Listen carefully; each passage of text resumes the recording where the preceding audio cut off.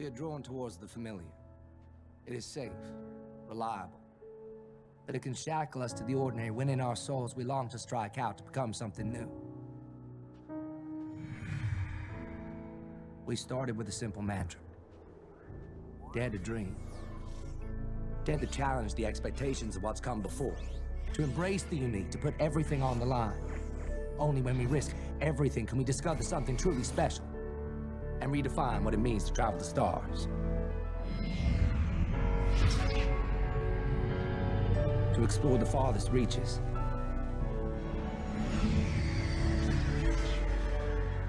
To race on the cutting edge. To protect what you love.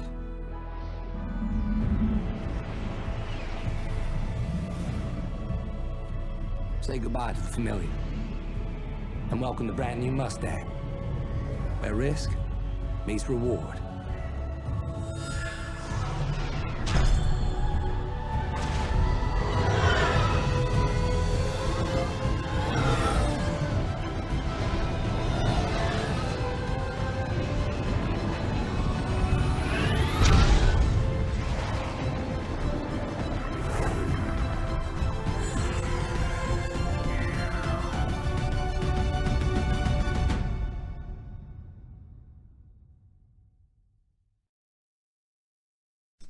And welcome everyone to the Soul Citizens. I'm GriffinGamingRPG, and we are welcoming you guys back for another week in our series on, well, this is the Shipyard series, right, fastcart? As far as I can remember, yeah. I mean, I'm frazzled, but I'm not that frazzled. Well, I almost frazzled myself. I had careers down. I didn't change my title from. I did see careers, right? I didn't want to say anything. I had to catch myself. Too busy doing other stuff. I know. How you doing, buddy? I'm doing all right. Today was the last day of PAX East, and I somehow made it through all 4 days, and I'm still awake. Awesome. Well, guys, just so you guys will know, it's just me and fastcart today. We are going to be covering, as you guys know, Consolidated Outland, and talking a little bit about the lore of the company, and of course, reviewing the ships. And before we get into that, though, I do want to go back to what fastcart was just mentioning, that PAX East was held this past week in Boston. FC was there. Our own moderator, Admiral Kusanagi, they got together and did a Bar Citizen this weekend. FC, let me talk to you a little bit about that, because I know on Thursday's show you're going to be covering a bit more on PAX, talking about some things you saw. I did see some of the articles you saw of the different seminars that was going. I'm really curious to see about those on Thursday. But talk to us a little bit about, what it was like getting back together with people for a Bar Citizen, because, it's been 3 years almost for some people. Being able to come together in person, right? Yeah, in person. Yeah, because our last Bar Citizen was at PAX East 2020, and that was just before everything locked down. It was just before we started Soul Citizen. So we got the last Bar Citizen right at the cusp before everything went downhill. Okay. So it's been 2 years, and it's great. I mean, it's complicated because I have mixed feelings. I wish the 2 years could have been different. I wish, a whole bunch of stuff could have been different. But as far as yesterday in the Bar Citizen, it was great to see people. I got to see a lot of old faces. I got to meet new people too.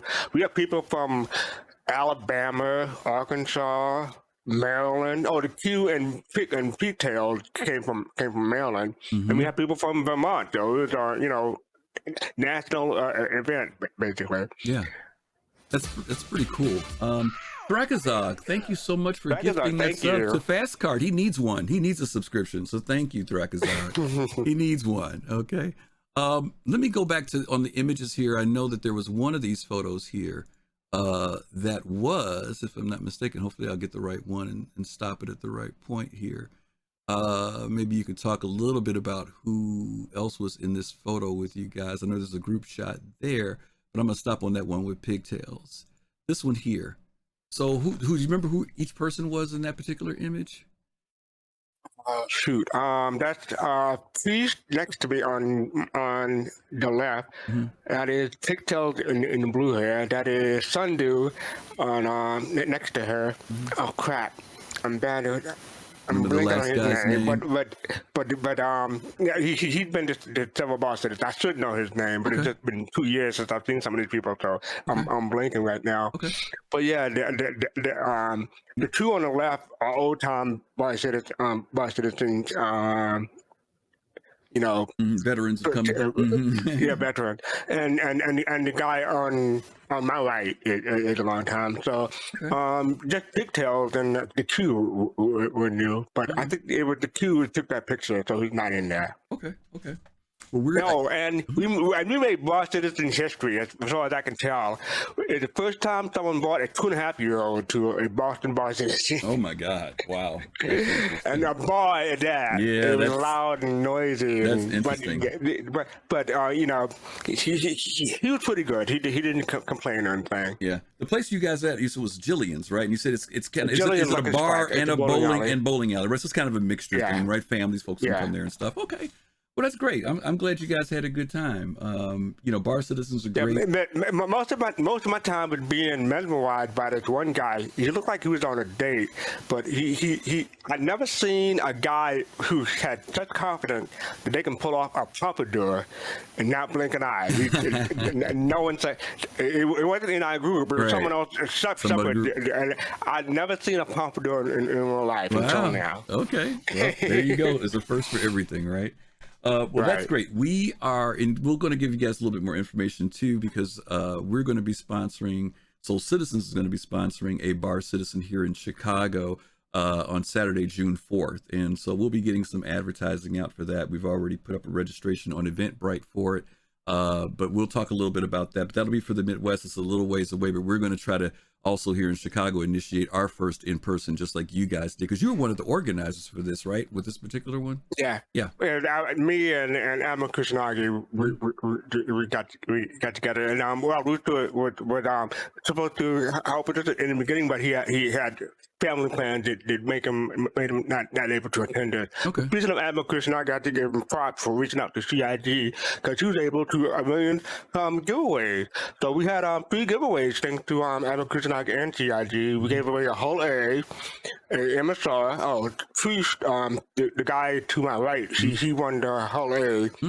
We had a streamer. Yeah, shoot, I'm bad with name, but we had a streamer win the MSR. Okay. And the crew almost won a Starfare, but he decided to re-roll. Oh, okay. Oh shoot, who won the Starfare? Wow.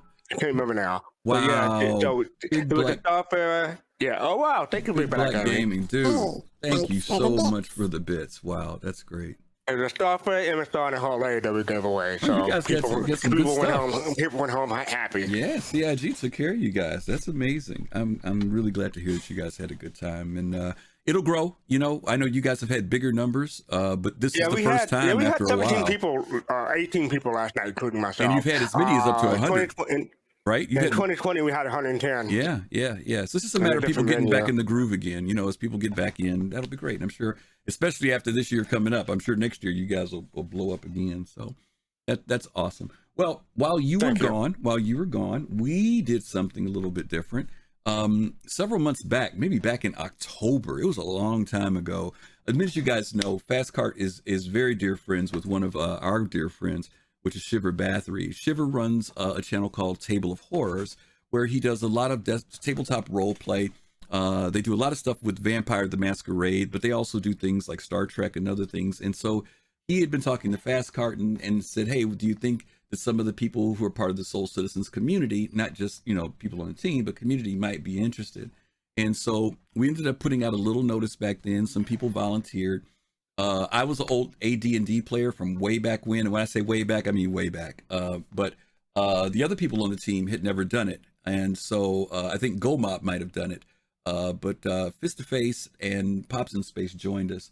And we did a test run back in October, I think it was, with Shiver.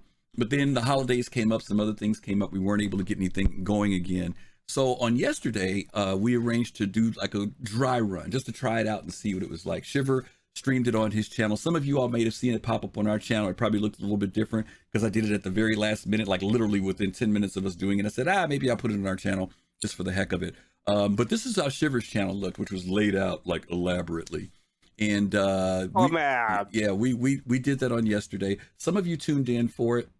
Appreciate those of you who sat there and tolerated us, especially me, because I had no idea that Shiver, by the way, I didn't know that I was going to be the commander. So you really threw me for a loop. I thought people were going to be telling me what to do.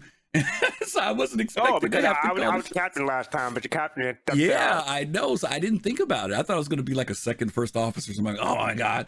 So anyway, we had a great time. We had fun. I felt frustrated because I felt like I could have prepared better, but it was just a busy weekend for me. But everybody else had a great time. And we want to tell Shiver thank you just for offering that as an option for us to do. Whether we'll do it again in the future, we may, I don't know. We'll see. If you guys are interested in seeing us do RPG, maybe we will do something like that, because it was fun. It was nice to go back to doing something where you interact with people on a much more cerebral level, pardon the expression from Star Trek. But definitely we had a good time yesterday. So thanks again to you, Shiver, for that. We had a ball, and you are a great person. I have a question for you. Sure. Were you at least able to think or strategize in 3 dimensions? Yeah, that wasn't a problem. The problem was just trying to wrap myself around this story in this game, because Shiver does everything, right? I mean, and that's the other thing too. I think I was probably feeling like there was more I would have to do in the sense of the gameplay, instead of focusing on just the story in the game. And if I probably let myself do that, I probably would have felt a little bit more comfortable. But I will be next time, because he's a great game master. He definitely did what he had to do. He's all right. Yeah, no, I'm kidding. You're a great game master. He's really great. He's really great.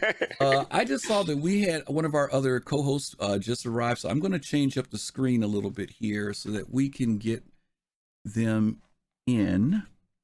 Give me 1 second, gang. Let's see if we can make this happen without huge disruption. Actually, I'm going to have huge disruption to do this. All right, guys, you're going to see some technical stuff happening on screen that you normally don't see. So just kind of bear with us for just a moment. Ignore the person behind the curtain. Ignore the. Yeah, don't pay attention to the person behind the curtain. Where is this? That's the line. Thank you. Where's my background at? I go over here. No, I go over here. I go in the middle. I don't know. Are you the wizard or are you the whiz? I don't know. I'm being the producer right now. Let's get you moved over, and then we can almost get here. Yeah, give us one more second, gang. Are you getting seasick? I'm going to put your name right there. I'm going to put my name right here. And if all goes well, the other stuff should be there without me having to do anything. I know that picture's in here. Where's it at?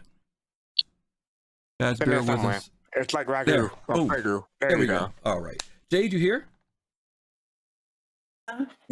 Yep, she's setting up. She's still setting up. Yeah. Yeah, you there? Okay. Hey. I'm here. Okay. Awesome. Sorry. That's okay. Sorry That's for okay. the late arrival. I got here as fast as I could. You're here. That's what matters. You're here. We haven't even gotten started. Actually, we're just getting ready to get started. So your timing is okay. Thank you. Yeah, we're gonna go ahead and jump into this. As we mentioned to you guys earlier, this is our series on Shipyard. If you haven't noticed, we're doing these alphabetically. And so we're on C. We got a long way to go. Well, you almost didn't go alphabetically on one of them. Yeah, but we'll get to that later. Yeah, I wanted to flip some things, but then Fastcart was like, well, blah, blah. He brought my OCD out, so I ended up having to go back to being. No, you brought mine out, so I just reminded you. So yeah, let's go ahead and jump into this a little bit. The opening, Jade, I don't know, did you see the opening, Jade, or no? I did not see the opening. But I know you're familiar with it. It was the original Consolidated Outland trailer for the Mustang, the original one. Yes. Okay. Yeah. FC, I want to ask both of you guys. FC, what? Someone even put into the comments like, "Oh my God, look at the tech! How much things have changed visually, right?" Me. Yeah. Was it you? Okay. So FC, let me go with you first. Then, what was when you saw that? What stood out about that trailer, just in general, or whether it was in a reflective way when you first saw that trailer for the Mustang? What were your thoughts? How did they get Matthew McConaughey to voice the guy? It's a great. Like Matthew McConaughey. It's a great voiceover person. Yeah. That's my joke. The real answer is like I thought it was impressive. Some things about the old stuff that I prefer over the new stuff, especially the hair. Mm-hmm. I don't like the way they do hair now compared to then. But then I mean that I think that's just me. I'm in the minority for that one. big surprise, but I mean nothing new there.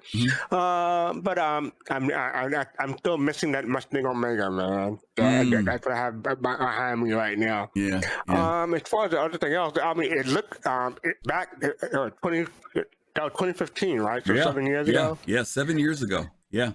I mean, that looked top notch 7 years ago, but now it's like it's a bit dated. Yeah. But yeah. That's what popped to my mind. Yeah. Okay. Jade, how about you? Yeah, I would say the same thing. Like that, I came in 2016, and that was still relatively fresh and new. It looks dated, but one thing I'll say, it may be a little controversial, is I actually preferred the landing gear on the old Mustang compared to the rework. It would be really cool if they ever rework it again. Maybe they do more like the Nomad and give it like the gravlev, like they harken back to that old concept, but then make it gravlev. I know I've heard other people say similar things about the old design, but overall, like, that was, I think, the beginning of the whole like ships as a car commercial concept. If I'm wrong, let me know. But that's at least the freelancer was the first one. Okay. The freelancer was the first one. But yeah, that was the kind of pitch idea of it, right? And obviously for marketing purposes, right? They're trying to introduce something that people are familiar with, in some form, the way that sales pitch was done. And Consolidated has always kind of done this thing where their CEO speaks on behalf of what they're doing, right? And we're going to see that in some of the other videos. I know when we first saw it, some of you guys who are in chat might remember this. We were like, ooh, thank God there's a Mustang, because we don't want to fly that Roach the Aurora. A lot of people thought that was the other thing too, that this was the cooler looking ship. And when we get into these a little bit later, as we go through each of the ships, we're going to show you guys the original version of the ships, and then we're going to talk about the rework version and whether we like, because Jade just mentioned and FC mentioned, there were some things about the older versions that maybe they like better than the newer ones. So why don't we take a look? They said that, but yeah. Yeah, let's take a look at the oh, that's right, you said you like the hair better. Okay, so let's go back and look at what the new commercial looks like. This was in 2948, so we're talking 3 years later, and this is what CIG put out then. Let's take a look at that. Whoops, that's the wrong thing. Let's do the lore first. Let's do the lore first, because then I'll say that. Okay, so let's do that. Here we go. Let me read a little bit of background for you all. Consolidated Outland is a human spacecraft development and manufacturing company based on the Rytif in Bremen 2. The company was founded by trillionaire Silas Corner in an express effort to disrupt modern spacecraft manufacturing and design conventions. Its first spacecraft, the Mustang, is a low-cost, high-utility ship design of Corner's own imagining. Corner followed the successful launch with a different effort to produce a modular colonization ship, the Pioneer, launched in late 2947. All aspects of ship production, from the initial design to final specs, are overseen by Corner. In the future, speculating on the basis of Corner's involvement in any business isn't done easily, although it does seem that Consolidated Outland is here to stay. With the discovery of additional metal resources on Bremen and the general success of the Mustang's range, it seems safe to say that Consolidated is hard at work on their next big thing. Jade, I'm going to go to you first. Okay. Tell me, do you not get a feeling that this guy, Silas Corner, was based around some dude that lives right now? It's kind of doing certain things and trying to innovate, right? Did you get that kind of clue out of this deal? Somebody like in the energy sector that also did groundbreaking things with space flight. I think, I think maybe just a little bit. Just a little bit. Yeah. The only thing Silas does not do is shill crypto on Spectrum. Oh, we don't know yet. We don't know yet. We don't know yet, right? But he's the trillionaire, right? He's got the funds. He has the money. He wants to break what is the industry norm. He wants to introduce this new technology, which is interesting because when this was written, it's interesting that we went from, as fastcart mentioned, we went from this, wheeled landing gear vehicle to now this hover thing, right? A different type of technology. We're going to talk about that a little bit later too. Fastcart, anything about Silas Corner that sticks with you from what we've seen of Silas Corner? I mean, I didn't want with Jade. I obviously talk about Elon Musk. I was playing before, but yes, I like the way that they try to combine Elon Musk with Matthew McConaughey. I love the voice of Silas, and they've done more commercials with that voice actor, and I hope to see him come back. But as far as the Mustang goes, or specifically about Silas, I'm not really a Consolidated Outland person per se, but I do like the lore, and we'll probably get more into that as we go along. Yeah.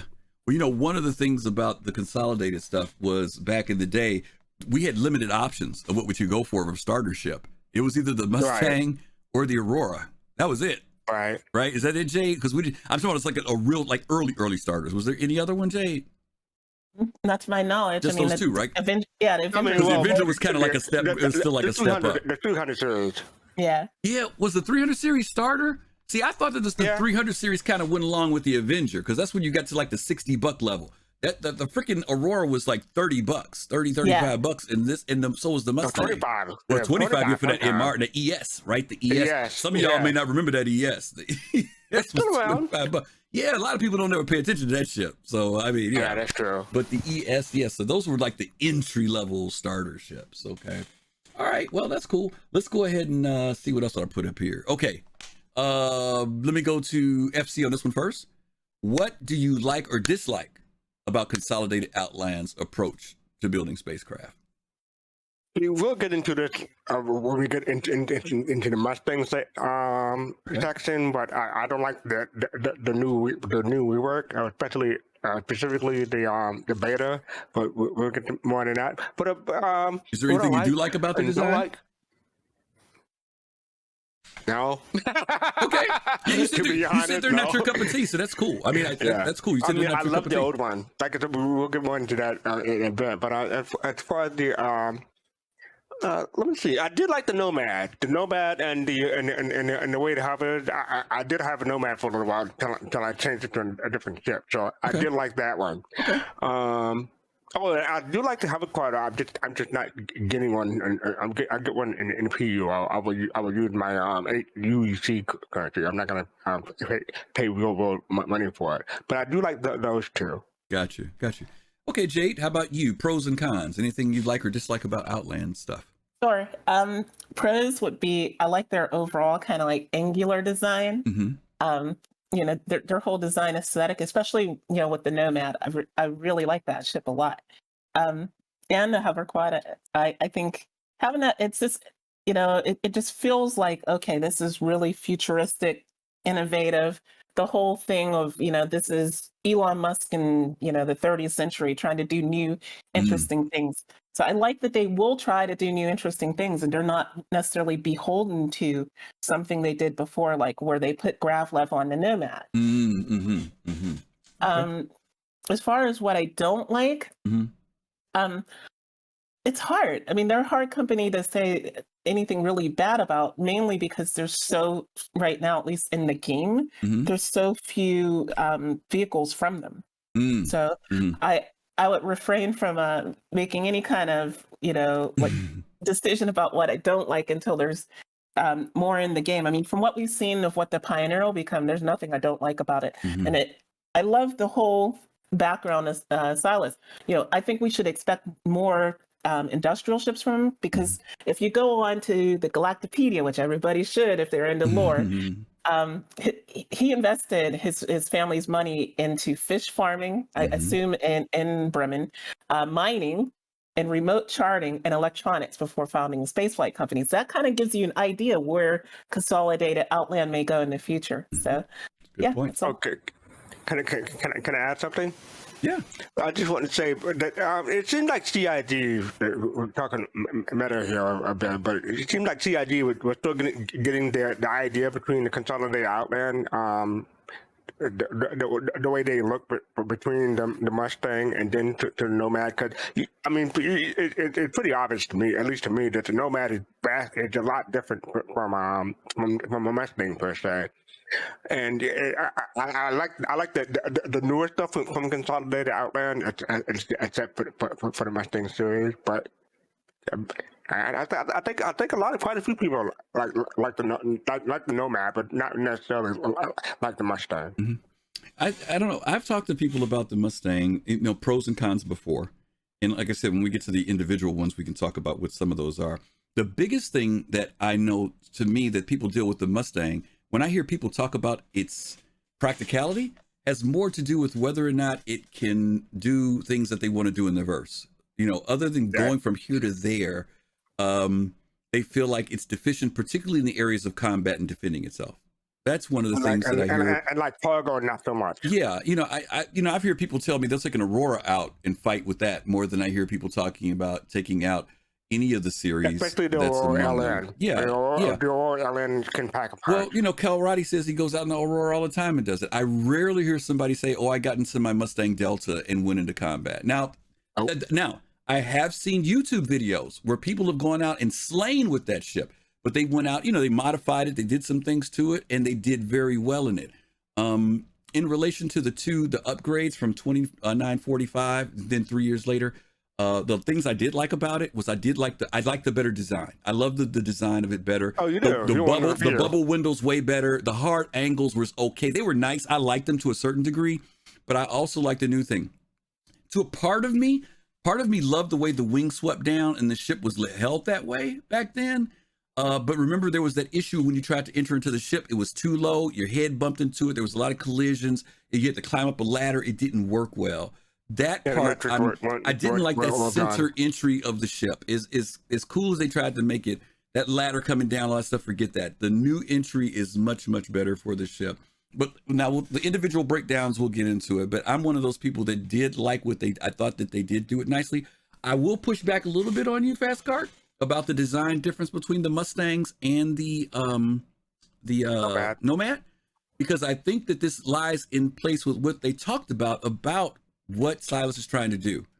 So he enters into the market doing something kind of similar to what other folks are doing, but some sleek designs. He does similar to Aurora, where he has like the 4 different ships at the beginning, you know, the regular one, the one that's like the little mobile van. He's got the racer and he's got the combat ship, right? Similar to what Aurora does. But then he innovates and moves from these ships that are based upon a landing gear or skids to this hover thing. And so if there's I'm saying if that's what they're doing, if it may not have been, you might be absolutely right. They might have decided, you know what, let's just make this thing look different. You know, who knows? but if I were to put it into a lore aspect, it doesn't bother me that they shifted, because we do see that happen with the hover quad too, right? So it'll be interesting to see whether or not, and we'll talk about whether hover stuff is something down the road in the future. Let's jump into this other video. We're going to show you guys the new video of the Mustangs, and then you guys can chime in and chat about what you guys think about whether or not you like the old design or the new one. It all started with a dream.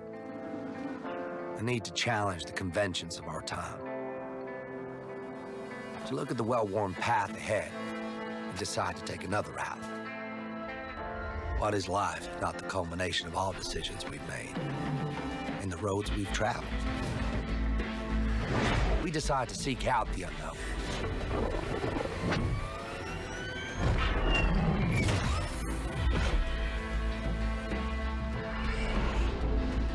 Or take a stand against the unjust in the universe.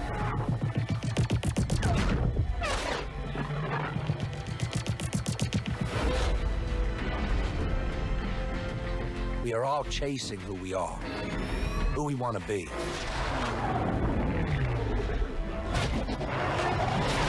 Which begs the question, why choose it all?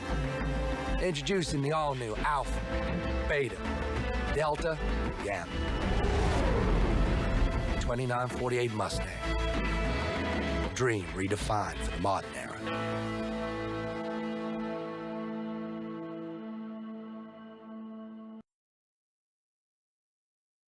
Okay. So those are the new designs that we see of those ships. And we're going to go ahead and start talking about them in a moment. But I did want us to kind of look at the differences between the two, because fastcart does mention this transition in design.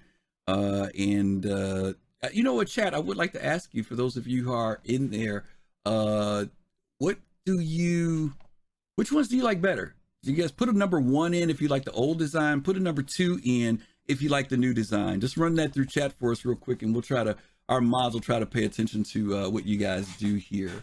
But it looks like, oh boy, twos. Oh, wow. Twos. Wow. Okay. Yeah. Alrighty. Well, it looks like, yeah, 97.9 said, I don't know. He doesn't. They don't care. Table of Horrors, we're going to put 42. That means you got a bunch of 2s in yours since it's an even number. Okay. Yeah, Agent 1213, we'll talk about that a little bit because that is a factor for a couple of these ships of why people like or don't like them. Let's talk about the Mustang series. Let me read a little bit of lore on that, and then we're going to jump in and start examining them. The Mustang is the ship Corner has always wanted to build, a stylish, fast, and low-priced alternative to the RSI Aurora and Origin 300 series. Well, there you go, fastcart. The Mustang looks like nothing else in space and utilizes over 50 unique alloys in order to keep weight down and allow its mass production as on a less developed world. Internally, the vast majority of systems come from the company directly, from the Consolidated Outland Magma jet engine to the Consolidated Outland Icebox P cooling system. Some systems, such as the weapons and shields, are still provided by outsources.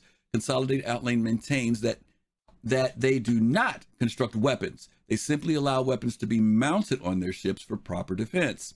While only the standard Mustang Alpha is currently available for sale, that was back in the day, y'all, rumors claim that the series of variants are available in a limited number. We already know about that. Let's see, is there anything else here I can skip? Because that's all old stuff. Yeah, we'll skip that for right now. So that's the thing about the Mustang. Interesting about this whole thing with the alloys and stuff. Jay, do you think that that's all talk, or do you think that CIG will make it so that these ships perform better in certain atmospheres? Yeah, I don't think it's talk because they've actually commented on this, about how materials that your ship are made of will matter. And, I really do hope they stick to that. It would really make a big difference in differentiating between ships. And you're going to want to pay attention to some of that promotional material they put out in the future. So, yeah. Okay. So, fastcart, what did you think of? Okay, out of the 5 ships, you know what? I'm gonna say 4 because I know if I say 5, I know which one you're gonna say. If we go between the Alpha, the Beta, the Delta, and the Gamma, which one aesthetically do you like best? I still like the Beta best. Okay. You're talking about the new ones, right? Yes. Yeah, I still like the Beta best. Okay. By the way, is Greek different? Like, the Delta come before Gamma in Greek? Yes. Okay. I thought I was tripping from them. No, you're okay. Yeah. Okay. I was making sure. Okay, Jade, what about you? Aesthetically, which one do you prefer? Between Alpha, Beta, Alpha? Gamma, Delta. Okay, Delta. Okay. Yeah, Delta is the one with the rocket pods, right? Yes. Yeah. Yes. And they messed with those rocket pods so much. At one time, they treated them as standard guns. Yep. I know that recently they got a nerf, but I just like the rocket pods on Deltas. Yeah. Okay. I will say this: when I saw that in the racing sequence with that Gamma, it looked cool. That blue looked pretty hot. So, it'll be interesting to see how those ships turn out. All these racing ships they come up, because I really want to see which one of these ships really, does the deal. But I mean, you can find out in the Mini Commander. No, I mean, I'm talking about when we have a race competitively, where we have somebody like in an Aurora, what's it called, a 350, somebody in an M50, somebody in a Gamma, like that. And I'd really love to see the performance in a race of those ships. They used to do those, to test runs, so people could say the 350 are best in a straight line, right, and whatever. But the fight mechanics always change. Exactly. So I don't know what it is exactly currently. Yep, exactly. Okay. All right, so let's go ahead and jump into these ships. We've been talking about them enough. Let's go back to the original design. That was the original design of the Alpha. For those of you all who weren't around back in the day, that was the ship. As you can see, there are no quote unquote landing gear. The wings came down and the ship rested upon those wings. Under the dead center of the ship was the entryway, if I'm remembering correctly. Anybody correct me wrong, right? There was like a hatch. Right. There was a hatch door that dropped down and a ladder, and you had to kind of scrunch yourself underneath there. you had to move around a little bit until you finally found the button that would finally get you up into the ship. That was the ship back then, and this is the ship now. Much smoother lines, not the hard lines. You enter in the cockpit from the left of the cockpit. There's no more coming in from underneath the ship. FC. And if you lose a wing, you can still land. You can still land. Yeah, and that was the other thing too. Did those wings fold up on the old one? Nope. No, they didn't. No. Right? That's new that's new for the new one. Okay, and they've been added. Wheels have been added for the landing gear on this ship. Jade, any thoughts about the Alpha? Yeah, I do like the redesign, except for I did prefer the old landing gear, as I said. But yeah, I've learned the Alpha when they first introduced the rework, and to me it flew better. And some of that might have been flight model changes as well. So, but it just to me it felt better flying the reworked Alpha. Yeah. Okay. Let's move on to the next one, which I know is a favorite of my good friend fastcart. Some of us remember this. We have fond memories of this. The beta. This beta. fastcart, go ahead and tell them what was so great about the beta, the original beta. I mean, I'm just gonna say it's gonna steal the name from Paul Shelley, the astropop. He called it the Mustang. The great thing about the beta was the interior.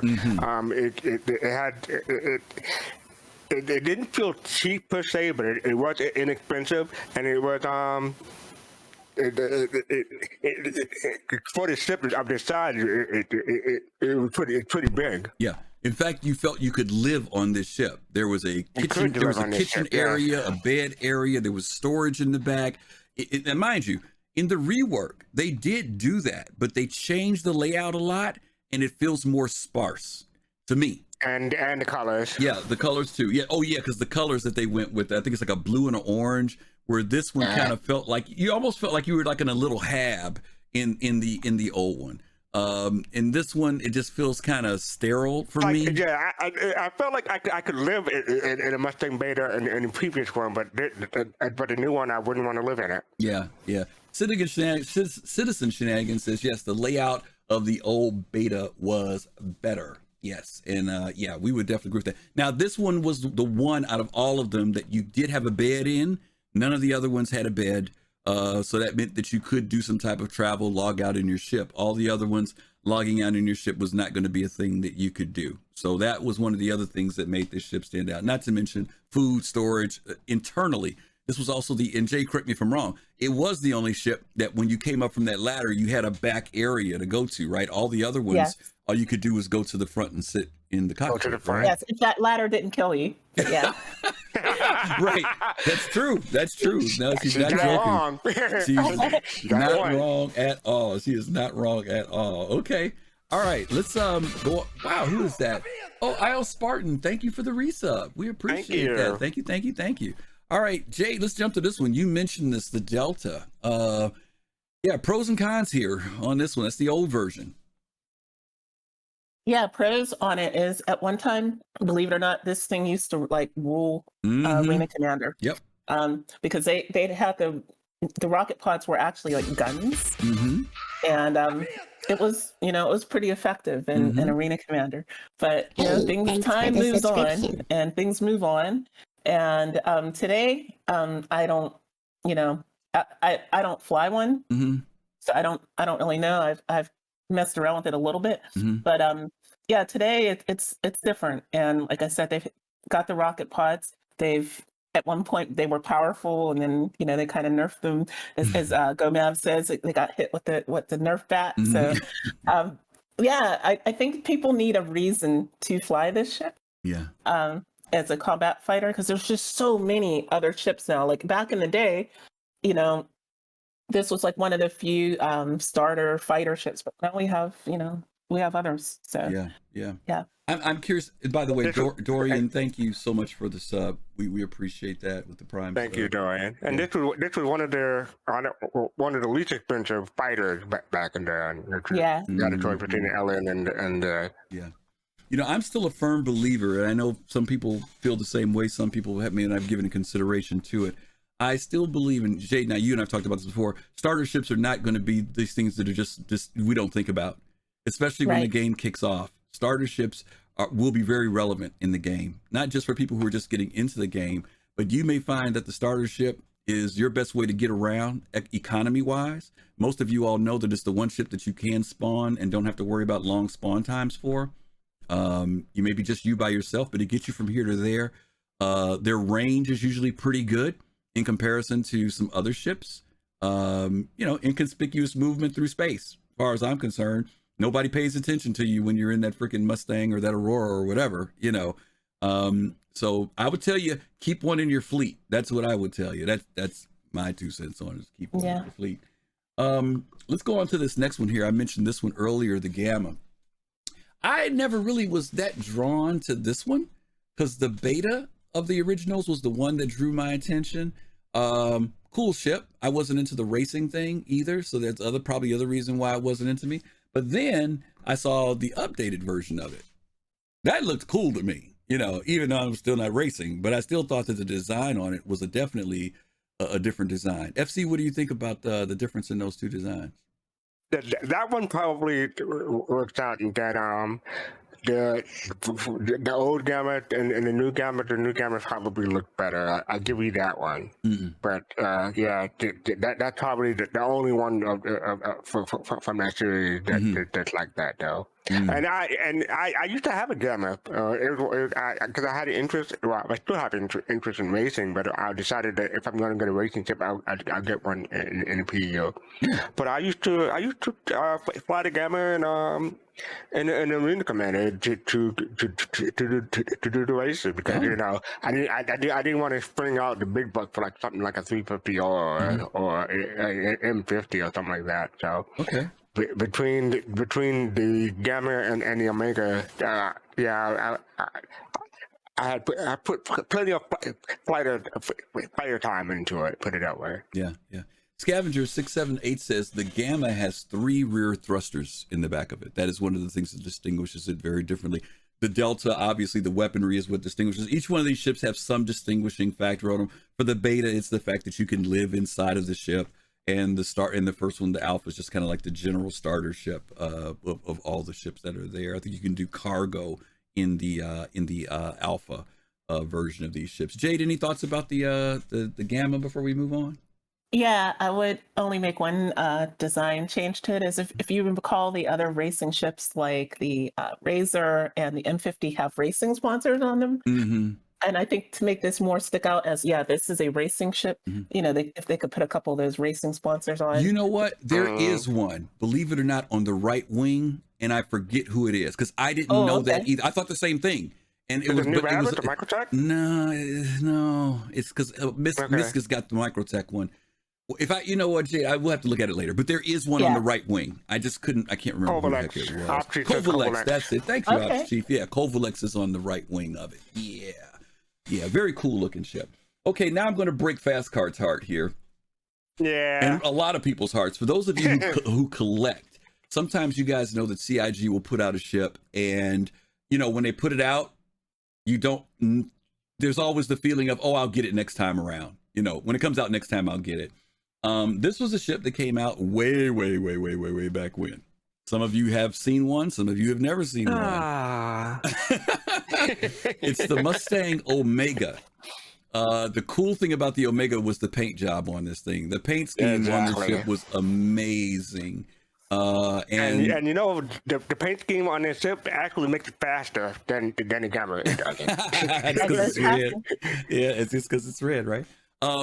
It was an amazing ship. And the other thing was that it was also a sponsorship that CIG had done with AMD. There's actually some lore that goes behind this ship. And we didn't read all these details, but I will read them for these next ones because these other ships you guys are familiar with.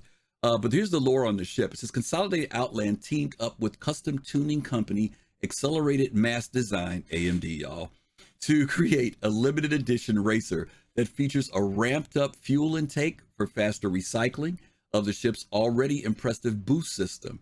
To cap off the collaboration, AMD enlisted resident underground artist Sector 8 to design the dynamic paint job. So that's the ship then. Is there a now of the ship? Because I've never seen one. I have a picture. I'm pretty sure that yeah, I'm pretty sure it's, Well, it's just like the Gamma. It's just like the Gamma. If somebody out there has one, let us know if this exists, because that's the picture I saw. Yeah. And I have yet to see one flying around. So no one flies them. well, yeah, that's true. You rarely see them.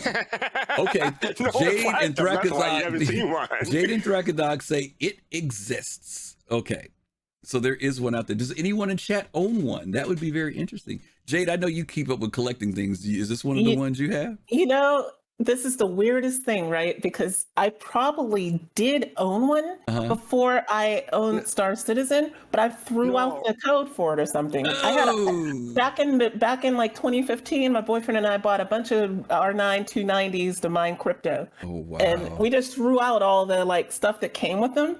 I could have had a bunch of these. Look at my heart. Well, look at what Dark Knight says. Dark Knight says it is now going for $250 on the black market.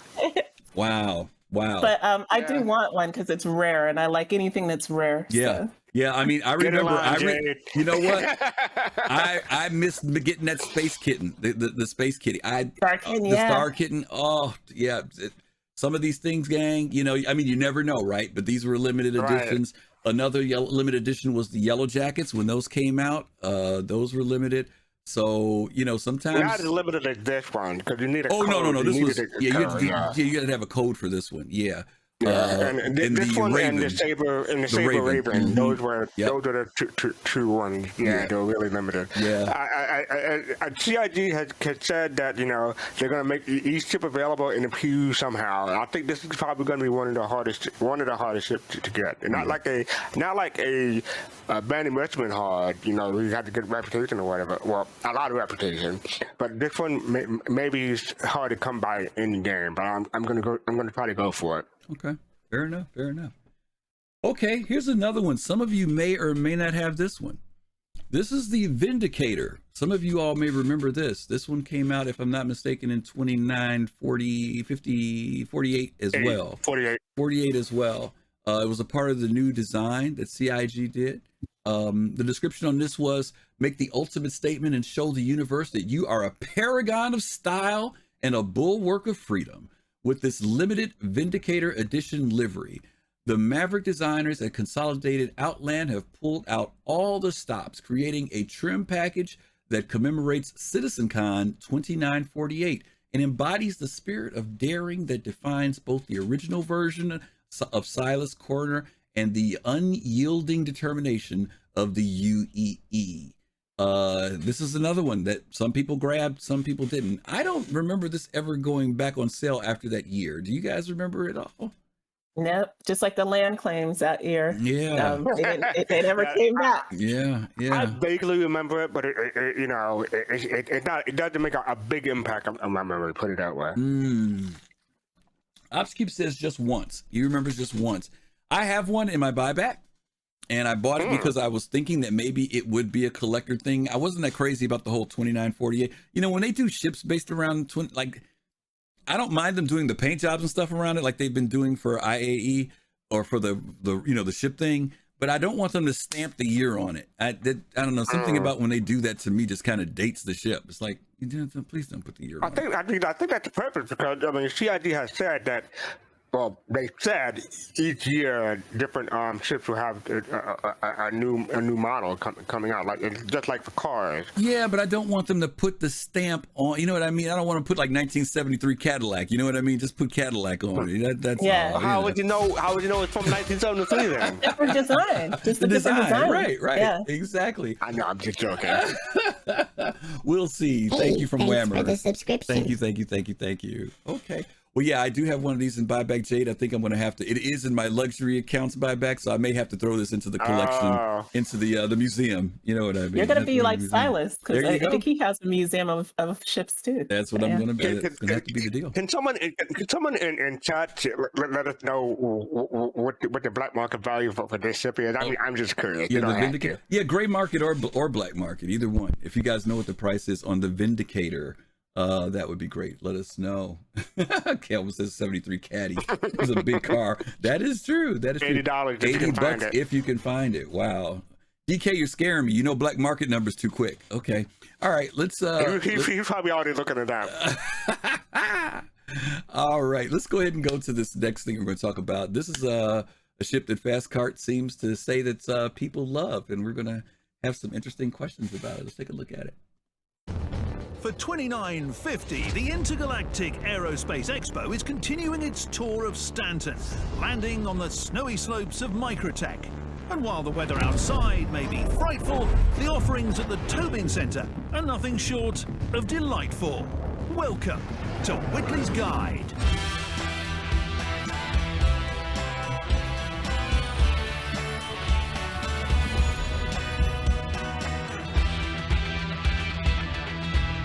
Here in the Consolidated Outland Pavilion, they're gearing up to unveil Silas's all-new Nomad, a ship that couples a welcome dash of unconventional design with bare bones, no-frills performance. Under the hood, I had the powers that be at Whitley's arrange some hands-on time with the ship ahead of its release so I could go on a good old-fashioned excursion.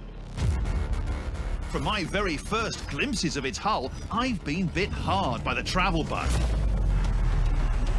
As we prepared for our trip, Jimmy got intimately acquainted with the Nomad's 24 SCU capacity external cargo hold. Well done, Jimmy.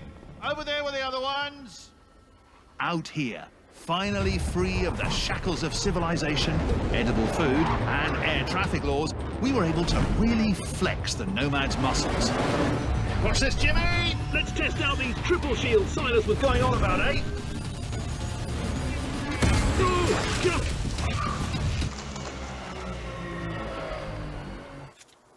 Even triple shields are no match for reckless flying. Remember that, kids. How's it looking there, Jim? After sharing a few campfire stories, Jimmy and I decided to turn in under the stars. What was that? Jimmy? Jimmy? The onboard bed provides that extra level of security someone of my stature is used to. And convenient access to the laser repeaters made me rest extra easy.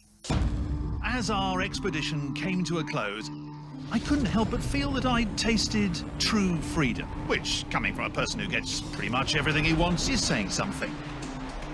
As I spooled up the quantum drive one last time, I knew I'd returned to civilization, a changed man, and that I'd never needed a shower so badly in my entire life. And here we are, Jimmy, safe and sound at IAE 2950. Now, it looks like they're getting ready for the official announcement, so take over, would you, Jimmy? I've got to get over to the VIP lounge before the open bar closes. Back in 2944, we aimed to reshape the dream of spaceflight. Since then, much has changed.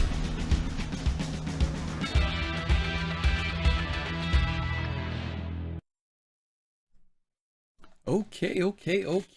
Jax McCleary. Jax. They're going crazy about Jackson chat. Yeah, Jax is off in Pyro somewhere right now. Yeah, let's talk a little bit about this fastcart. I know you mentioned about the Nomad, that this is one of those ships that you say, kind of change things for Consolidated Outland. What are your thoughts about it? Yeah, this is my first time rewatching the trailer in a couple of years. I just want to say that it looks a bit menacing in that trailer, but it's a cargo hauler, so I don't know why they made it to kind of look menacing. But I do like it. It has a great interior. Like, I think if they put this interior inside the beta, I probably would be okay with the beta again. But it's a nice little ship. Mm-hmm. Jade, what about you? I love the design of this. Mm-hmm. To me, though, it should be a bit more stealthy because it's definitely taken some design cues from the F-117 mm-hmm. stealth fighter there with those angles and. Yeah, I really like this ship a lot, and it is a hauler, but it does kind of pack a punch as well, and it's very, very homey inside. Like, it's very warm, and I think you know, if they could take some of that and put it back into the beta, if they ever redo the interior, that would be great. And I know that Cade said that, you know, Stylus is patterned after Wayland from Prometheus, but CIG really leaned into the whole Elon Musk thing with the cracked windshield, like it's a Cybertruck, you know? So, yeah. You know, when I first saw this ship, I did not like it. I honestly, I didn't like it when I first saw it. I thought it was interesting in the design. I was definitely drawn by the hover aspects of it. I kept wondering, let's see how that tech works. You know, when you try to land on rocky places. But let me ask clarification. Did you not like it, or were you ambivalent about it? No, I didn't like it. I didn't like it. And I thought it was cool that it had the drop guard in the back, you know, the pickup area in the back for storing things. I kind of stuck my nose a little bit up at that too, because I'm like, okay, you're gonna leave your stuff outside on that back deck, you know, and you're flying. People can come steal your stuff, you know, that type of thing, right? Then I finally got a chance one day. I was free flight or something. I said, let me see this thing. Jade, you just hit it right on the head. I went on the inside. It's so deceiving that ship's really large inside when you go inside of it. The living area is a really nice, comfortable space. The only thing I don't like about the ship now, and I love it now, I actually like the ship, I have it.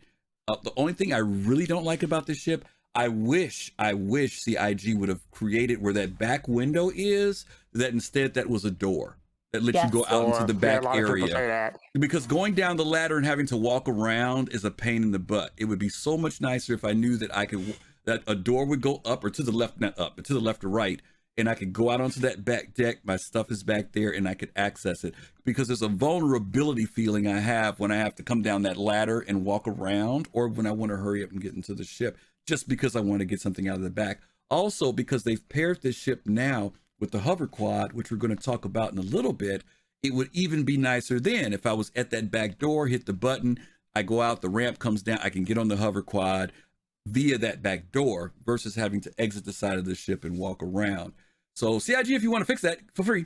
But other than that, I like it. And what I want to say to that, Griffin, is the MSR would like a word to you with you. Why was the MSR? The MSR. It doesn't have a side door. You got to. It's only well, you ain't gonna have no side door on the MSR. You need another door that drops out of the bottom, because that height is too big. But yeah, you need a second entry. But I mean, for that, you guys need a second entry so that you're not having to go down that back ramp on that ship. And a lot of people have said that, and CIG is even recognized that the community is asking for that on this ship. I don't know if it doesn't bother other people. I love the fact that there's a window there, but I'd rather there be a door. You're not the first. You're not the only person. To complain about that. The window's just a tease. I mean, it's like, imagine if this was a door. Yeah, imagine when you're looking out the window watching people steal your stuff, right? That's exactly that's the window says to me. And you can't do nothing about it because you're inside the ship instead of outside. Yeah, absolutely. Let's go ahead and jump into the hover quad and talk about that, and then we can talk about the fact that CIG decided to pair it with the ship. So let's take a look at the quad, and then we'll come right back, okay?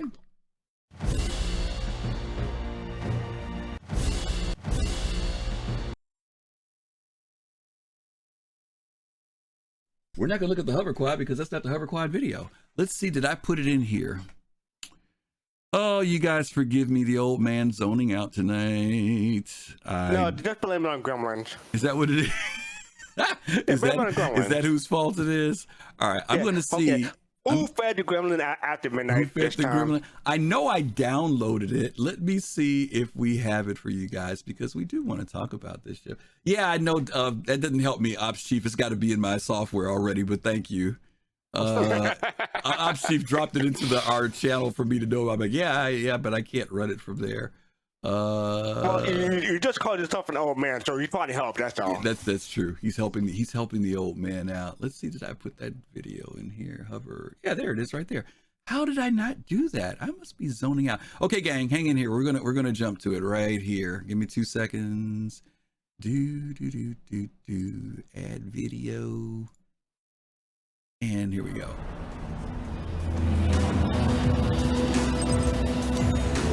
Hey, meet me at our spot.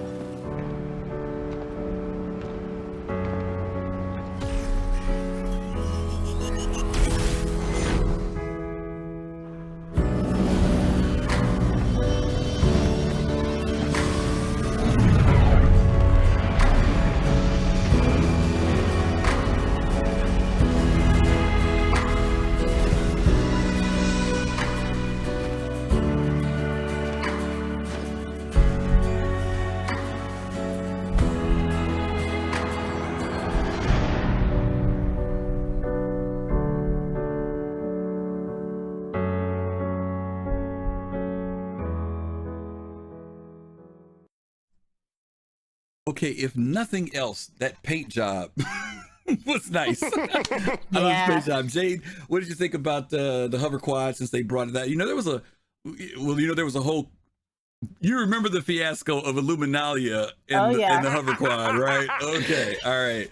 So for those What am I gonna people, do? yeah. So for those people who don't with remember, the side mirror? yeah, there was a tease. They showed us this handle with this thing, and early during Illuminalia, and we thought we were meant at the end of the Illuminalia. They showed us the whole bike, and we're like, wow, they're going to give us that bike. And they're like, no, we're going to give you this JPEG. And that was it. So we had to wait a little while. PNG. Yeah, PNG, yeah. We had to wait a little while, but eventually we did get the hover quad. And it seems, Jade, tell me if I'm right or wrong, people actually were pretty enthusiastic about this particular bike, even though no weapons, right? But people loved the way it handled. You got any thoughts about it? Yeah, because it came in, if people recall, it came in with the rework of the Gravlev model. And so when they reworked the Gravlev model, it's almost like they sort of reworked it around this vehicle, because this vehicle, it's just fun to drive. It's one of the most fun Gravlev bikes to drive. Also, the entry price for it was so much lower. It was like $25 with real money. So yeah, people bought it up. Some people bought it up as a LTI token. Other people bought it because they liked how it rode, like, when they reworked that Gravlev model. I know that they released a bunch of different skins for it. And then they did one that was in conjunction with the Nomad. The commercial was hella cute. I give CIG's marketing like full, 10 out of 10 on that commercial. So yeah. Yeah. fastcart in the description. This is a different type of description too for the bikes, because if we look at the other bikes, if we look at the Q, if we look at the Dragonfly, they all kind of have this thing about speed and maybe even combat or fighting or something like that. But this one, this is what they said. They said, the place where the roads end and the sky runs out, that little place is on the very edge of adventure, where there's nowhere to go but forward. Where over every dune and around every patch of weird flora, you might tumble headlong into glorious unfamiliarity. That's hover quad country, and it's begging to be explored. And I mentioned that this is the one bike that there's no weapons on it. I don't even know if there's shielding on it. I don't think you do have right? storage. Yeah, but you've got storage, right? It. But you've got storage. This is an interesting shift. And some people have actually said, "Oh, it doesn't have weapons on it. I don't want it." What do you think? Because what are you going to do with a side one weapon? I mean, what does a side one weapon really do for this ship? Well, if you shoot somebody who's walking, it can hurt them. But I guess my question is, why would CIG come out with this thing, which seems much more like almost recreational? You know what I mean? It's a departure from what they've been doing with bikes so far. Yeah, I think a lot of people wanted vehicles that were more like civilian. I know people asked about like hover cars before, and something that didn't necessarily have weapons but would just get you around a planet or landing zone. And I think this kind of sort of scratches that itch, and I think that's why the community responded the way they did. Have you? I have a separate question for you. Sure. Is this the best last LTI token? Don't know. Because we never expected this one, to be honest with you. Exactly. This is what have you ever driven this one? Have you driven it yet, fastcart, the hover quad? No, I haven't. Not the hover quad. One of the things that people will tell you that have driven the hover quad, they feel that it handles incredibly well. I hear that. That it's very, very cool. It stops on a dime, turns on a dime. You don't feel where a lot of the other ones seem like they drift a little bit. I mean, you can manage it once you get to understand that particular bike. But this one you can get on, and it's like, it's like getting on a Honda versus a Harley, but it's manageable if you're not into speed or, anything like that, What were you going to say? I think because CIG, they took off the weapon. It doesn't really have great defenses, so it needs to have something in its favor, and that's maneuverability and speed. So yeah, one chip can't do everything, but you can have one chip that do one thing really well, and that's what the hover quad does. Yeah. Anybody who has one of these, do yourself a favor if you want to get into that whole Microtech hover quad thing. go to Calhoun Pass Emergency Shelter. Don't when you giving away my spot. Oh, You're giving away my there's a spot. jump. You can jump your hover quad. Wait. Oh well, Griffin, you could edit that. You could edit that out. No. It's done now. Calhoun is one of the most prettiest spots on Microtech. I had no idea, Griff. I've been going there forever. Oh God, I've been going. I used to loot that little building there because you could go there. Nobody ever goes there. Well, now they know. But anyway, I love Calhoun. That is like one of my spots on Microtech. Yeah. Yeah, and the terrain around there. There's like they this got the big hill up the top. Yeah, you can jump your hover quad like really far. It's great. Yep. Absolutely. Don't go in the building or I'll shoot you guys. Okay. One more thing about the hover quad is that some people got this at a discount. So some people didn't pay $25. Some people only paid $20. That's if you had the Nomad. They give you a coupon. You can buy the hover quad for $20 instead of $25. So that's probably why you'll see a lot of hover quads in the verse. Absolutely. You know, let me say this about this. You know, a lot of times you guys have heard us talk about certain items that CIG has. Some people buy them as LTI tokens, as fastcart mentioned. And you guys have heard some of our disciplines about when it comes to, you know, spending in Star Citizen. And even though this is a great deal for an item, for a donation toward the game, we still say, you know, these are things you can work for in the game. It takes little to nothing to earn UEC to be able to get some of these items. But I will say this, and I'm just going to say it, for the price. And if you want something other than an aircraft, you want something that's vehicular, so that you want to do things with your friends, whether it's the fact that you want to do bunker missions and, you know, somebody lands a good distance away and you can get on your bike and fly. This is a great deal. It is a great deal. Doesn't have the weapons. It's got some storage. But to me, I like it. I would almost recommend it as just a get around bike in general for the price than some of the other ones. And I would say after that, thank you, Dark Knight. Dark Knight says it's 88,000 UEC in game. Takes you no time at all to earn that at all. So check it out. If you haven't checked out one, check out the hover quad. Jade, you just mentioned it about the pairing up, which was really unique in the way they did it. I still love that color that they came with, that crimson. Yeah. Oh man, that I love that paint job. I hate to say it, but that makes the Nomad look even prettier to me. And I think that some people were actually able to put 2 bikes on the back of their Nomad. So yeah, anyway, we'll see how that goes. Okay, let's move on. We're gonna talk about oh no, we had a question for you guys.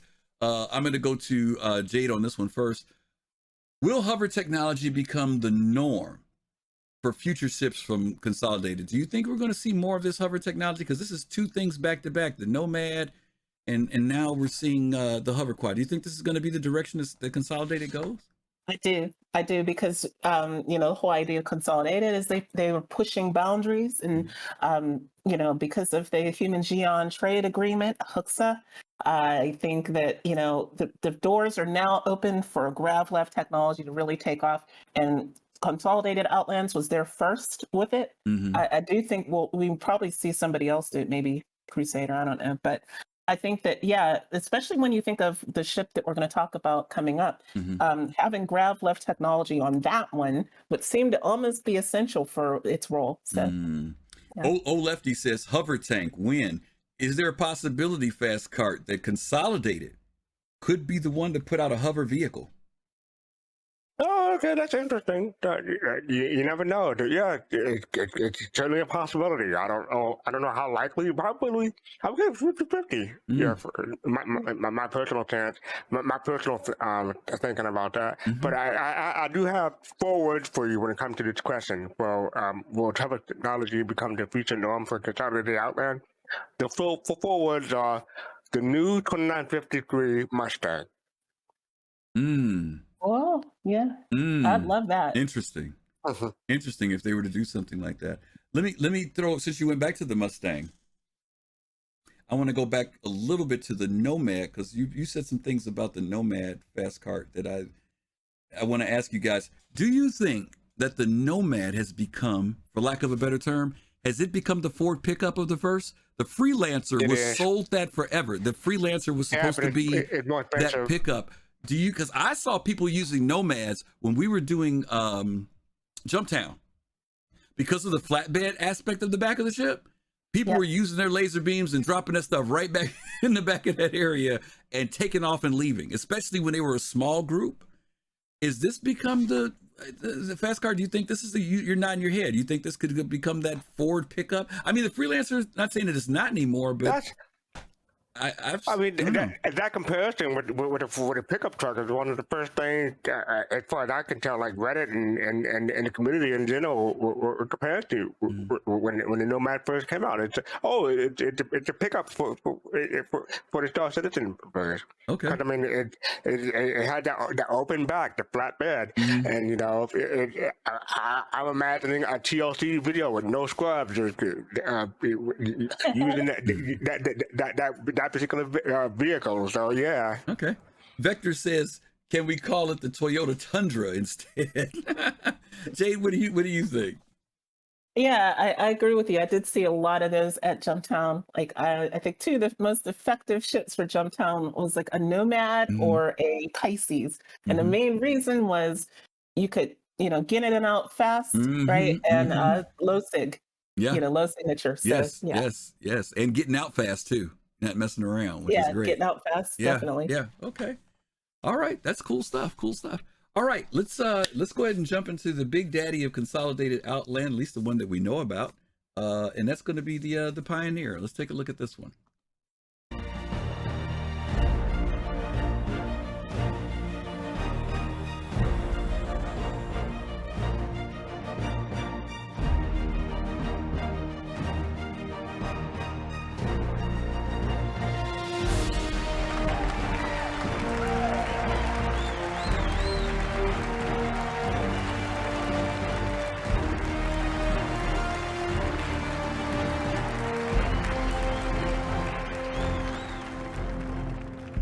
Stars. They've become such a familiar backdrop of our day-to-day life that it's easy to forget what they mean. That one. That little dot right there. That's Bremen. And this one over here? That's Saul. Think about that. Just a handful of these dots represents the breadth of human expansion. Another handful, and you've got Bannon, Jean, even Van Duel systems. That's everything we've ever known. Every piece of art, every life, ever, right there. In two handfuls of dots. Now that means there's so much more to find. Behind every one of those points of light is a story waiting to be discovered. Now in our distant past, it was the province of governments to explore and understand space. The simple launch took resources and money beyond the capacity of even the largest companies. But then RSI introduced the Zeus, and suddenly regular people were able to explore our solar system, allowing an unprecedented amount of knowledge to be discovered. When Nick Croshaw discovered the first jump point, the modified scanner array that allowed him to search for jump points were far too expensive for the civilian market. But once that technology was refined and open to the public, what happened? That's right, an era of expansion that led us from this to this. And that's how it's always been. If you look at all the great eras of human history, whenever innovation has put technology in the hands of the people, it has heralded sweeping discoveries. Because power in the hands of many will always exceed the power of few. So while we can now discover new jump points and systems, there's still one hurdle that remains. That's what to do once you discover a new planet. Because right now, only the largest corporations can terraform and establish settlements. Easy. We haven't simplified terraforming yet. No, I'm here to announce something equally exciting. Albert Einstein, the man who redefined human understanding of the universe, he once said, "The person who follows the crowd will usually go no further than the crowd. The person who walks alone is likely to find himself in places no one has ever seen before. An insightful sentiment meant to inspire thinkers and creators to push the boundaries of their understanding. It was, after all, said 1,000 years ago, before humanity had left our homeworld. So clearly he was speaking metaphorically. Today, as I just showed you, the unknown is out there, waiting to be discovered. For those that are looking for those places that no one has seen before, they are faced with a daunting challenge. What do you do when you get there? Up until now, it's been the province of governments and corporations to pave the way for sustained habitation. The power has been in the hands of the few. What if I offered you the ability to build your own settlement? To bring civilization to the most untamed of frontiers? A colony ship in the truest sense of the word. And I'm not talking about just transporting people, no. I'm talking about an all-in-one solution designed to build modular structures based on your needs. Capable of building a farm or a habitat, a trading post or a mining operation. I mean, that'd be crazy, right? Allow me to introduce the Pioneer.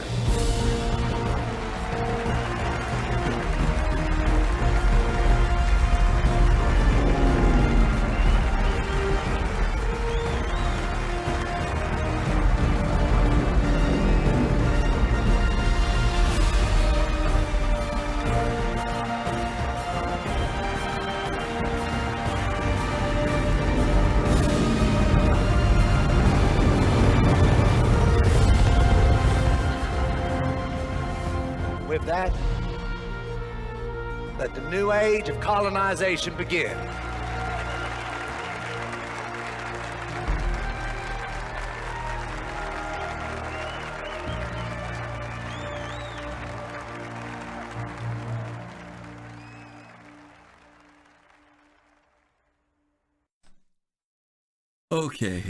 Okay. All right, before we talk about the Pioneer. Before we talk about the Pioneer, I just got to say, Matthew McConaughey does great work, doesn't he? Before we talk about the Pioneer, y'all excuse me, I don't normally do this during our shows, but I want to talk about this doggone presentation. Yes. Right? Okay. That's what I mean. This doggone presentation, Bluesy said it, the writing is unbelievably good. The way this opens up, and I remember when I watched this, it was during SitCon, I remember watching it, and my stomach was churning as he was talking because I wanted to see what this was I couldn't figure out what they were going to present. And until he got to that point about until recently, only until now, governments and corporations had the power. I said, oh my God, we're about to build something. But the writing in this was such a compelling piece. This is one of their best presentation pieces that they've done. Not to mention the whole, like you said, Jade, the Elon Musk, and like you said, fastcart, the Matthew McConaughey mixture that they do here is not just perfect. That, Carl Sagan, with the launch of the Zeus, the zone of the drone cameras that are photographing everything, the camera angle. Oh my God, I love this presentation. Fastcart, give me yours, and then Jade, you give me yours. What did you think about this presentation? I liked it. It was great. This is probably not what you're expecting to hear, but I'm going to say it anyway. I definitely prefer the 2947 here here over the 2948 here. Other than that, great presentation. Mm-hmm. I'm right there with you when it came to like the expectations, because I didn't know what was going on. I don't recall whether or not the community had an inkling. I think they had an inkling of it was going to be something big, but I don't think it was going to be like this. Yeah, we weren't. I don't recall. I don't think we were expecting this. I mean, even though we knew maybe down the road we would get that possibility, but when this got introduced, it was like, whoa, are they serious? You know, Jay, what about you? Any thoughts on this presentation? Yeah, I'm probably one of the few people that thought this is what this might have been when it opened, because correct me if I'm wrong, but wasn't the theme of that CitizenCon Explore New Worlds? Yes, I think it was that year. Yes. So I knew it was either going to be exploration oriented or something like building bases. And when he went into the whole thing of, you know, that dot And this is all we know. This collection of dots. That's straight out of the original Cosmos with Carl Sagan. And I got, just like Dorian said, I got goosebumps when he started going through that. And the presentation. Showing the launch of the Zeus. I mean, we had seen, in lore the Zeus, but then they actually took a model, animated it, and then I remember there were people like, "I want a Zeus now!" Like, and it's in lore. Silas Kroner's got a museum, an underground museum with over 300 ships, including the Zeus. And I do hope that someday we'll be able to go to Bremen and see that museum. Yeah. But probably going to need a lot of reputation for that with Consolidated Outland or someone affiliated with Silas somehow. Hook you up, hook you up, huh? Yeah, that would be wonderful. Yeah, but I just got to say, go ahead. Oh no, I was going to say that the whole way that it was the close, like in any kind of sales pitch, you have an opening, the value proposition, and a close, and this was done a triple plus on all this, on all counts. That's all. I just want to shout out to CC Creator. He shouted out the score. The music in this was great too. It really helped the whole presentation come together. Yes. It was delivered well. The voice acting was great in it. It felt believable. That was the other thing too. And we had been so used to trailers and things that were kind of like pitching the sell of a ship. This didn't pitch that. This pitched the possibilities of exploration and what happens when you get there. But before it's always, it's about the shininess of the ship and everything else. And like you said, Jade, the closing there, we only saw just a very small period of time of the Pioneer. But man, was I like this angle here where he's talking and the big screen is behind him, and he's oh my god, just they just as they said, they put their foot it's in like it an on Apple this one. presentation almost or something. Yeah, they did a great fastcart. It was showed off a technology that's in the called secondary viewport. Yes. Where they did. So it was really cool that they could do this with actual engine stuff. Yep. Yep. All right, I'm through slobbering over the commercial, y'all. Let's talk about the Pioneer. Okay.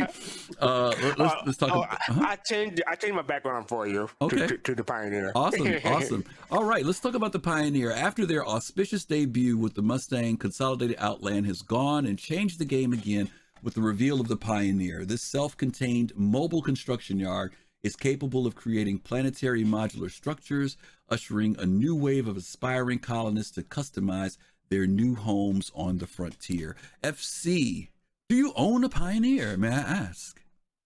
Oh, I skipped out on Pioneer, and I skipped out on the land plan, but came as Pioneer. I know you're still sore about that.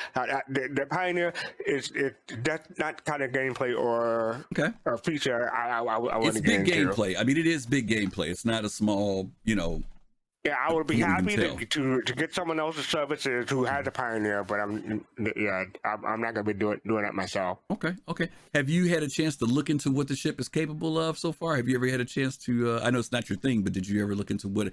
I don't know, they mentioned about building things, right? Yeah, no, it's about building things, but you can create an outpost basically. Yeah, and I forget who did it, but there was just one person, or maybe a group of people who had Pioneer building videos, and they take different halves and or different models of halves or pieces and throw them into Pioneer and show you the possibilities of what a Pioneer can do. And I think those are great. Right. I wish I could remember the name of them, but yeah, those are pretty good. Okay.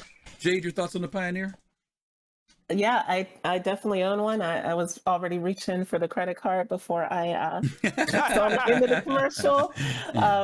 Somebody who lives out of UE space and on the frontier, I think something like this will be very lucrative to have for other people who want to settle out there. Yeah. So I was like, yes, this is it. This is a game changer, and it gives a reason for these big procedural planets and moons to exist. Yeah. One of the biggest criticisms, back then and now is that we've got all this space. What do we do but with it's mostly empty. What do we do with it? And he answered that question. You built towns, you built farms, you built settlements. And so, yeah, I absolutely was, I was absolutely sold on the idea of this ship. And It's gone through, some slight changes since they originally talked about it. Like the way that we'll construct the outpost will be different, but I think it's actually going to be better the way that we do it now, where we're not just dropping fully constructed modules, but actually maybe 3D printing materials and have more diversity among the way the outposts look when we construct them. Yeah. One of the things that go ahead, sir. Real quick, I just want to say, it's all like Jade pulled a Griffin when it came to the Pioneer versus the 600i. Because Griffin pulled out the credit card immediately for the 600i. Jade No, I pulled mine out. I pulled mine out, then I found out how much it cost, and I put it back. That's the difference between me and Jade. Jade went ahead and kept going. The Pioneer, I was very intrigued by it. But I remember my mind was racing about practicality, how often, blah, blah, blah. I'm in a big org. There's a whole lot of things that held me back from it. And it was one of those ones I said, oh, well, maybe later. That was kind of the feeling I had about it. There's some things here that both of you mentioned. And Silas mentions it in here, which is one of the reasons why we have some very strong feelings about what CIG is going to do with this ship. They mentioned base building. They mentioned outposts. They mentioned farming. There were 4 things he mentioned. And if I see it pop back up again, I'm going to stop the camera there.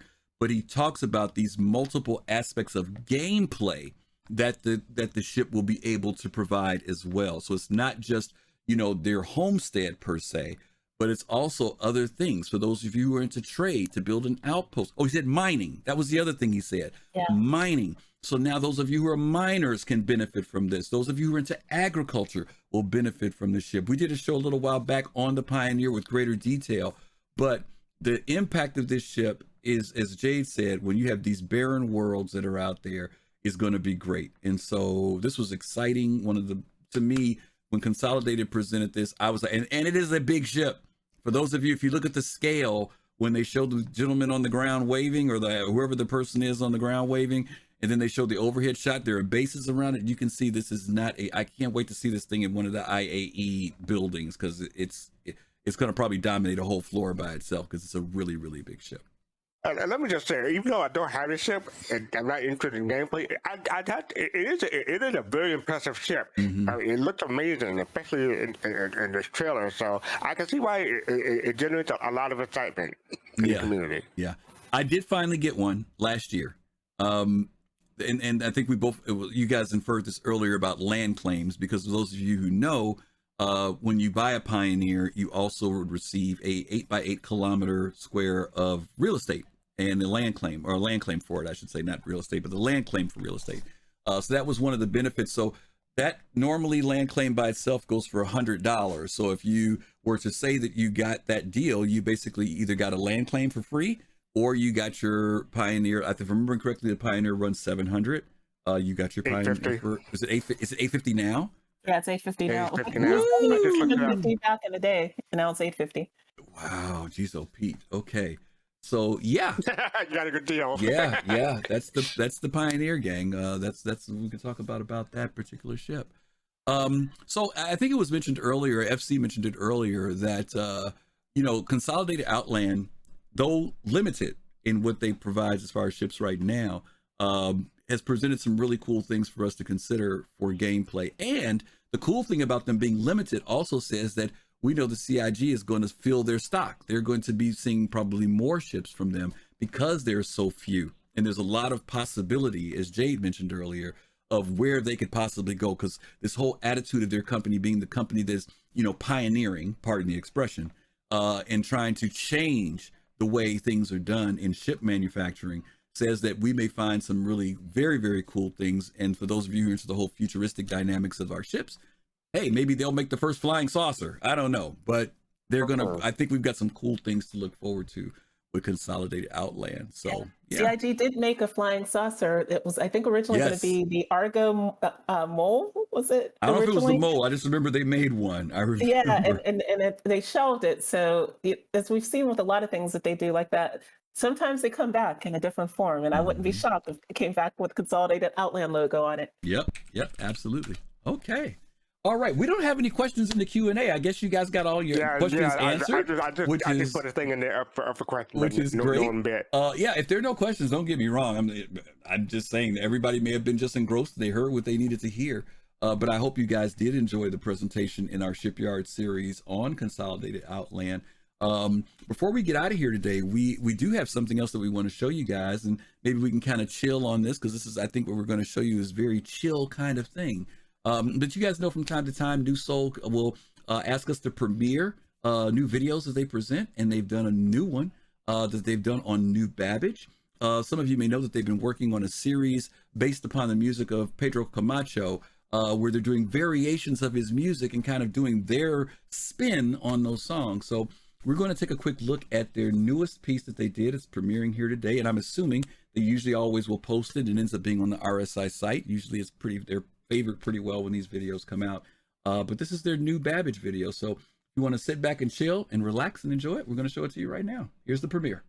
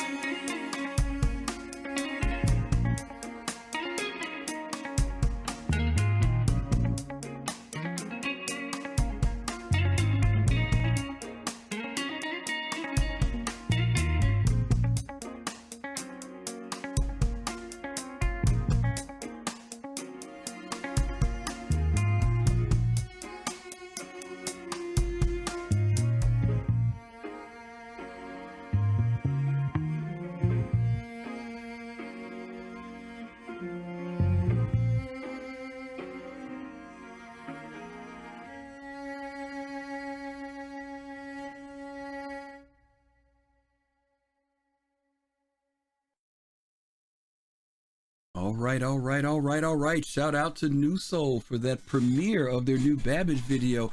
And you know what, fastcart and Jade? as much as I like that song and that music, I like that 890 sitting on that lake even better. But we won't go there. We won't go there. Okay, we won't go there. You can go there. They saved the best for last. What can we say? New Soul knows their audience. No, we really appreciate that. By the way, we just Opsheet just dropped the link in for you guys. That's the link that you guys can go to on the Robert Space Industry website if you want to give them a shout out and a upvote. Go there. Once again, we always try to support folks who are doing stuff, whether it's on this show or Thursday show, whenever we do these, because there's such great work that comes out from people in our community. So again, thank you, New Soul, for giving us the opportunity to premiere that. And I want to give a special thing to New Soul because they asked me what was one of my favorite Star Citizen songs, and I said the new Babbage song. So thank you to them for remixing this. I really like it. Yeah, absolutely. Yeah, it's an amazing remix, amazing rework. Everything about it conveys that music's supposed to convey an emotion, and that to me conveyed the emotion of seeing all of that for the first time. So well done, New Soul. Absolutely. Dorian, I saw your heart go up when you saw that 890. So I know Dorian, that's his, Dorian's from Yacht Club and the 890 Jump Club. So I know that made his heart skip a beat as well. So thank you guys again. We really appreciate that. Let's go ahead and start wrapping things up here. Let's talk about what we got coming up this week. I'm gonna let fastcart go, then I'm gonna let Jade go, and then I know. Oh yeah, is that no? Everything's right. Is everything right? Oh, we don't have Jade. Oh, that's right, because we changed the screen because we didn't know Jade was gonna be here. Right, we gotta put Jade in, y'all. Jade is here. But anyway, go ahead, fastcart. Talk about what's happening this Thursday. This Thursday, 10 p.m. Eastern, 2 a.m. UTC, we have another episode of Soul Talk. That's on youtube.com/SoulCitizens with an S on the end. We talk about what's going on that week in the Star Citizen community.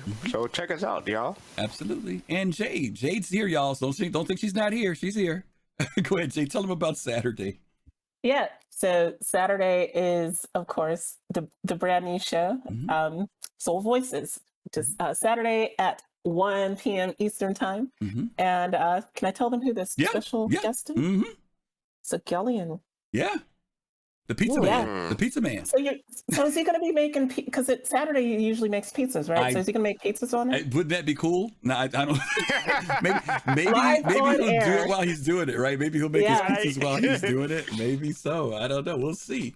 We will be having them there. I hope you guys have been having a chance to check out both our Thursday show and our Saturday. So those are our community shows. They're on YouTube, guys. That's why they're there. Those are our shows where you guys get to come in and talk with us. Thursday night is our round table. We have such a great time with very great people who come out and hang out with us. And then on Saturday is our one-on-one conversation where you guys can come in and talk directly with us. Last week, Jade, we had the player haters were back. Yeah. So you missed it. I know you were traveling, so you got to check out the player haters. Traveling, but I did watch it. You got a chance to see them. Okay. I didn't see it either. Yeah. Okay. Yeah, that's right. Good. Yeah, and FC was at PAX, so yeah, he's got to check them out too. But the player haters were there this week, and Sigelian will be there this week coming up.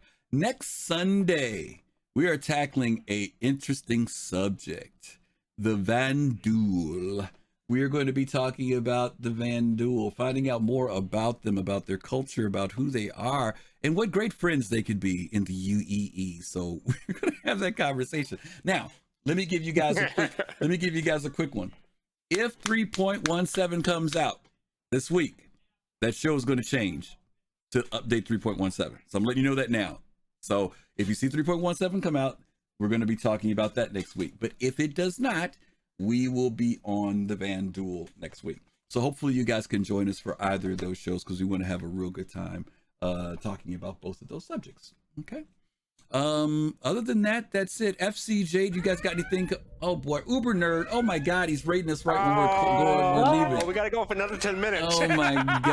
We gotta go for another 10 minutes. Uber Nerd. Talking about the Vanduul now. Oh my God, start talking.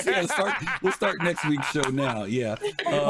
Listen, all you nerds that just showed up, thank you guys for coming. Uber Nerd, thank you, dude, as always. But we were literally getting ready to close out. He's laughing. He's laughing.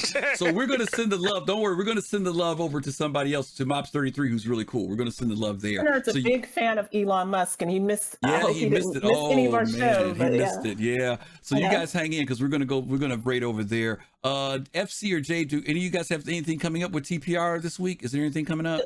Nothing special with TPR this week. Maybe, well, I can't say because they haven't confirmed yet, but somebody new that's joined our DJ. Oh, okay. Pool, so maybe. And I had a thank you for that. Yes. T-Yolos, thank you. T-Yolos one. Thank you. So I just had my previous episode from last week, and I had the best disclaimer in the history of Fights of Rhythm. It says, make sure you're not drinking coffee during the first 10 minutes of my show. And why is that, Jade? Oh, the memes, they're so strong in this one. Like if you listen to it seriously, don't have any kind of hot beverage or any beverage in your mouth when you do, because it's so funny. Okay. Yeah. And who was that? Who was that unconfirmed report from, Jade? The unconfirmed report was from the People's Radio and Fastcart FC. Yeah, he brings it every time. Okay. So yeah. You guys be sure to tune in for the People's Radio anytime you can. Great music, great folks over there. We love supporting them as well. I want to say thank you to both Fastcart and Jade for being here tonight. Jade is here, y'all. Y'all don't see her, but her voice is here. And thank them for all that they shared in relation to Consolidated Outland. Hope you guys really, really enjoyed the show today. These Shipyard series are always a lot of fun. It's always nice to go back and see where we've been and also where we're going. And hopefully you guys enjoyed it. And hopefully we'll see you guys at one of our shows this week. Make sure to like and subscribe. We love that when you do that, especially on YouTube, but you can do it here too if you haven't. Uber Nerd, again, thank you for the raid. You always are hooking us up and looking out for us, and we never get, it's only been a few times we've ended before you and we got to send the love your way, so we're gonna have to cut our show short or something so we can return the favor. But anyway, we're gonna get going. We haven't heard from our buddy too much today, so Can I do it? Yeah, go ahead. Yeah. Peace, love, and soul. All right. Hammer's been hiding all day. You guys take care. Peace, love, and soul. We'll see you next week. Take care.